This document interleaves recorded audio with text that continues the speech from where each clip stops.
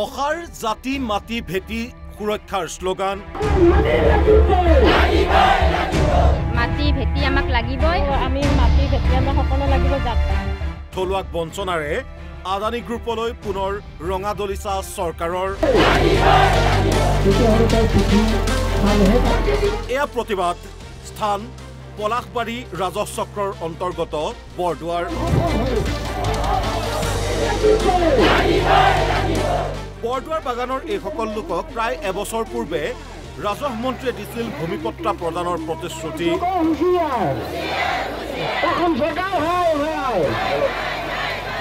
বিধায়ক মহোদয়ে কৈছিল যে আমি সকলো গাঁওবিলাকত গৈ তেখেতসকলে ব্যক্তিগতভাৱে সকলে আবেদন ল'ব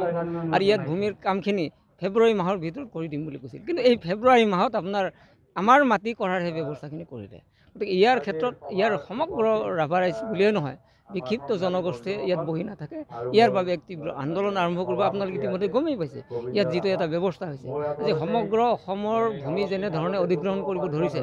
বণিক গোষ্ঠীক দিয়াৰ ব্যৱস্থা কৰিছে ঠিক একেদৰে আমাৰ ইয়াতো আপোনাৰ হাজাৰ হাজাৰ বিঘা ভূমি ইয়াৰ পৰা কাঢ়ি নিয়াৰ ব্যৱস্থা কৰিছে গতিকে আমি ইয়াৰ ক্ষেত্ৰত কাৰোৰ বাবে আমি ইমান সুচল কৰি নাৰাখোঁ ইয়াৰ বাবে সকলো আন্দোলন সকলো ব্যৱস্থা সকলো আইনগত ব্যৱস্থা কৰিবলৈ আমি বাধ্য হ'ম কিন্তু কথা দি কথা পাহৰিলে চৰকাৰে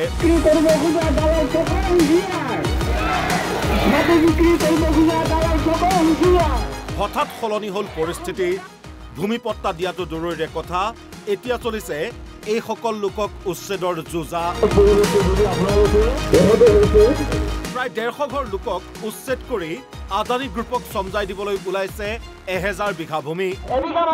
জনজাতীয় আবেষ্টনী আৰু খণ্ডৰ যি ভূমি সেই ভূমি চৰকাৰে এই অঞ্চলৰ ৰাইজৰ লগত কোনো সোধা পোছা নকৰাকৈ এই অঞ্চলৰ ৰাইজে দখল কৰি থকা মাটি চৰকাৰে গতাই দিব খোজা কাৰ্যসূচীক আমি অৰিহণা দিছোঁ চৰকাৰে এই অঞ্চলৰ যি ৰাইজৰ ভূমিৰ অধিকাৰ সেইটো সুৰক্ষিত কৰিব লাগে কেইবাবাৰো এই অঞ্চলৰ যি বাগান অঞ্চলৰ মাটি চৰকাৰে ভূমিপট্টন দিম বুলি ঘোষণা কৰিছে তাৰ আগতে তেখেতসকলে ভূমিপট্টন দিয়াৰ কথাটো ঘোষণা কৰিব লাগে আৰু এই অঞ্চলৰ ৰাইজক এটা নিৰাপত্তা দিব লাগে এইটো আমি বিচাৰিছোঁ তাৰে বিৰোধিতাৰে বৃহস্পতিবাৰে বৰদুৱাৰ বাগান ভূমিপট্টন দাবী সমিতিৰ আহ্বানত ওলাই আহি স্থানীয় ৰাইজে সাব্যস্ত কৰে প্ৰতিবাদ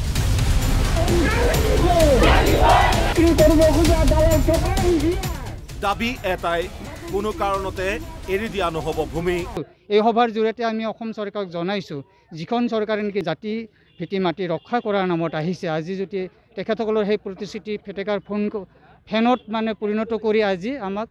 খিলঞ্জীয়া জনগোষ্ঠী জনজাতি মানুহসকলক উচ্ছেদ কৰি যি বণিক গোষ্ঠীক মাটি ইয়াত গতাব বিচাৰিছোঁ এইটো আমি কোনোকালে আজি প্ৰতিবাদী সভাই আমি প্ৰমাণ কৰি দেখুৱাইছোঁ কোনোকালে আমি ইয়াত এটুকুৰাও মাটি আমি এৰি নিদিওঁ এটা পৰিয়ালো আমি উচ্ছেদ হ'ব নিদিওঁ আৰু যদি এইটোৱে অসম চৰকাৰে তেতিয়া কৰিব বিচাৰিছে তেতিয়াহ'লে আমি ইয়াতকৈ জংগী আন্দোলন আৰু ইয়াত মাটি এৰি নিদিওঁ আমাৰ জাতি মাটি ভেটি আমাক লাগিবই আমাৰ মাটি আমাক লাগিবই আমি দখল এৰি নিদিওঁ আৰু কোনো বিধায়ক কোনো বণিক গোষ্ঠী আহিলেও আমি মাটি এৰি নিদিওঁ আমাৰ মাটি আমাক লাগিব আমাৰ অধিকাৰ আমাক লাগিব আমি টেষ্ট দি হ'লেও মাটি ধৰি ৰাখিম কথা হ'ল ৰাইজৰ দাবী মানি নল'লে জংগী আন্দোলনৰো ভাবুকি দিছে এই সকল লোকে এতিয়া সময়েহে ক'ব ৰাইজৰ এনে প্ৰতিবাদৰ প্ৰতি চৰকাৰে কেনেদৰে সঁহাৰি জনায় আজাৰাৰ পৰা বিকাশ দাসৰ সহযোগত news desk report NB news